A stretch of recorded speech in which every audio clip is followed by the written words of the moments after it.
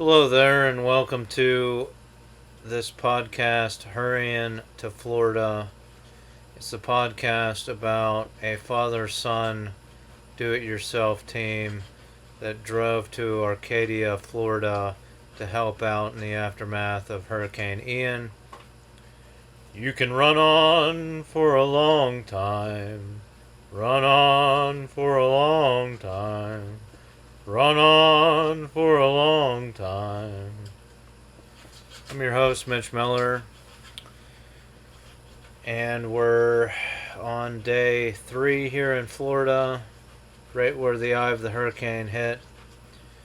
You can see some photos on my Twitter account, possibly some on my Facebook, and you can link to those pages through my website, mitch4mayor.com. That's Mitch, the number 4mayor.com. If you hear some noise in the background, it's my father taking a file and filing down the metal door to this trailer because the door is sticking. We've been working on this trailer. We worked on it for a long portion of the day today. The toilet was leaking. The gasket between the rubber gasket between the tank and the toilet was dry rotted or rotted out, deteriorating. The gasket between the valve stem, the flush valve, and the tank was deteriorating, and the flush flapper rubber was deteriorating. So we spent most of the day working on this toilet.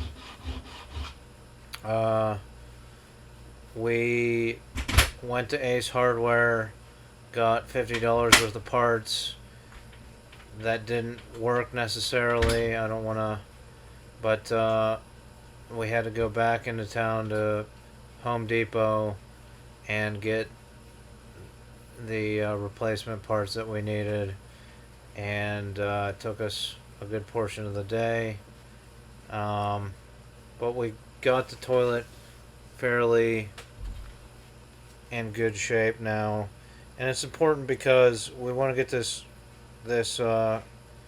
camper functioning, because there are people whose trailers are completely underwater. They can't live in them like we can while we're down here, and they're gonna stay at my parents' place here in Florida and in the RV park, and work on cleaning out their RVs. So we want to get everything working, functioning here, so that they'll be able to have a place to stay, to clean out. And my parents, my dad retired about 1.5 to 2 years ago. My mother just retired this year. They bought this camper from my mom's parents, Pat and Dana Holmes. My grandma Pat has passed away a while back here, about in the past 1.5 years, and they bought it to help them out, kind of, and to transfer the property, and then when they retired, they planned on coming on down here. So this will be their first winter. They're going to come down in January and stay at the park.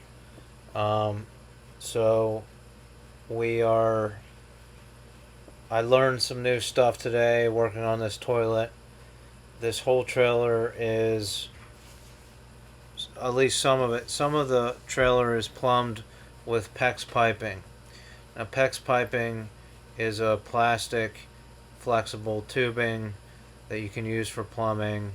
It comes in red and blue for cold water, red for hot water, and you can run it through walls and stuff. You can fish it through on old construction and get plumbing without having to tear all the walls out and solder fittings in and stuff like that. So it's a blessing, the PEX piping. But before that, they developed polybutylene tubing. It's another plastic tubing, And I learned from my plumber friend Matt Mary, who also donated the solar panel array and battery system. We were texting back and forth pictures and stuff, and he said this polybutylene uh,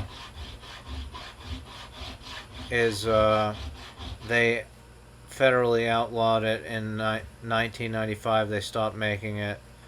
It fails after about 15 years. So he said to YouTube, should I buy a house in Florida with polybutylene piping? And you'll see that it fails. It bursts.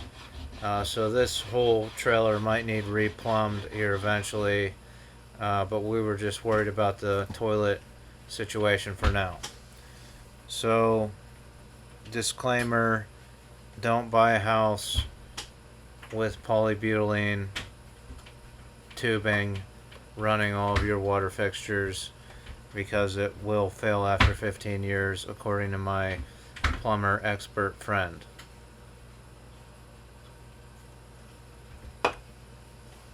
After we got the toilet in today,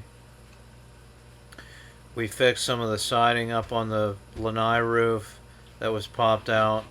So that pretty much sealed the deal for this trailer. It should be tip-top shape, I guess, as far as a 30-year-old, 40-year-old trailer can be. Then we got a dehumidifier set up in Unit 91. I've been doing videos for people, some interior, mostly exterior, to show them these older people that can't make it down to Florida right after the wake of a hurricane. It got water up on the first level, but the bedroom was on a second level that didn't get too much water. Toilet was backed up, and I said we could get a dehumidifier if we could locate one.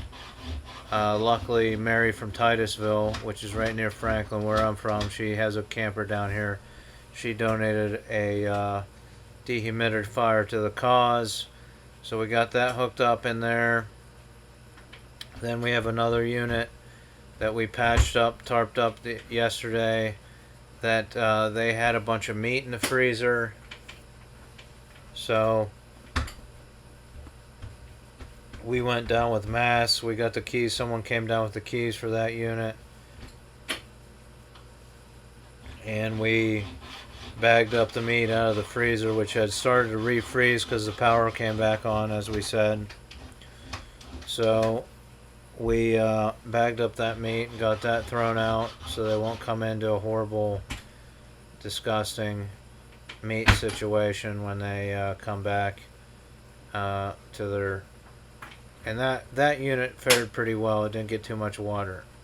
The water's receding, so the units 101 and 126 that were underwater yesterday, now they're starting to almost be walkable, so I can get videos for those people, and then hopefully by the end of the day tomorrow. And I've been uploading those to YouTube as unlisted, so that only people with the link can access the video, supposedly. I think I said this yesterday, I thought of setting it to private, and you can send a code, but that's an extra thing for people to sign up for to become a YouTube member. So I just went with the unlisted option. After that, I guess before that, we used Mary from Titusville's cart. She had a rotting wood on her accordion door, the folding door that folds up and opens and closes to her bathroom. It was completely detached. We had to put a new piece of plywood up in there, cut a piece of wood, and we cut a piece of wood and fitted it up in there. And it's a temporary situation, but at least she can use her accordion door for her bathroom for the time being. Then we went to the communal dinner. There's a Lot 178 makes coffee every morning and has a dinner every night for people, which is really nice. We donated some venison from Western Pennsylvania to the cause that we hauled down here, and we also donated some pork supersada to eat there, and we stopped by there, and then I went to take some pics of Unit 120 or Lot 126 to update that person, and got sidetracked by another person that lives here at Lettuce Lake RV Park, who was babysitting another unit, and she had her cat in there, and asked me if I could help siphon gas out of the generator since they don't need the generators anymore. So I did that. Got that situated. So that was pretty much the day today. Might shoot some more videos tomorrow. We went on our trips to Ace Hardware and Home Depot. I was able to capture more of the damage from Hurricane Ian on my GoPro. I'm waiting to get to a Wi-Fi spot to upload some of those videos. They're 2 seconds, they're 5 seconds, they're 12 seconds. A lot of tarp down roofs. Mary from Titusville told us today that she talked to someone that a crew offered to tarp down someone's house. Just to tarp it down, they charged $3,000. So that's the type of labor situation here in Florida after a hurricane. Like I said, we're volunteering, but there's obviously people who can make money down here after a hurricane. But I'm working on our total donations and our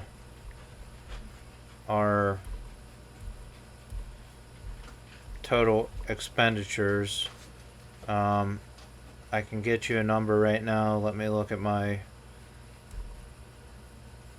texts here. Working on the total that they've put out, my parents, but the total donations they've received is $1,320.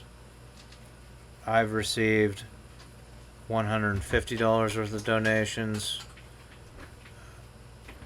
I'll get the amount that my parents have expended, and